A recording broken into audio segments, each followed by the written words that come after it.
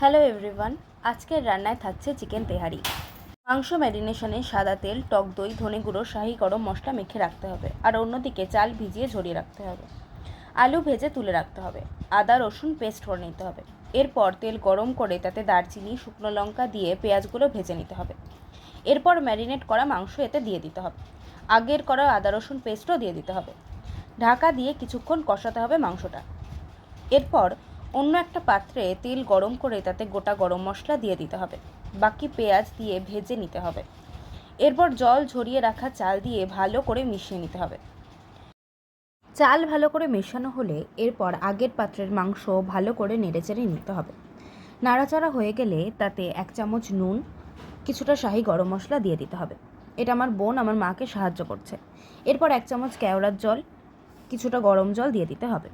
পর চালের পাত্রে দুধ ও জল দিয়ে চাল সেদ্ধ করে নিতে হবে। এখানে আমি তুলাইপঞ্জি চাল ব্যবহার করেছি, আপনারা যে কোনো ছোট সুগন্ধি চাল ব্যবহার করতে পারেন।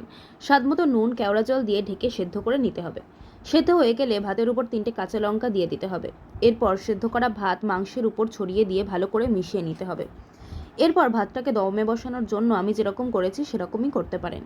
শেষে দমে বসানোর আগে 1 চামচ ঘি দিয়ে ঢেকে রাখতে হবে। এরপর ঢাকা খুলে পরিবেশন করুন গরম গরম চিকেন তেহারি।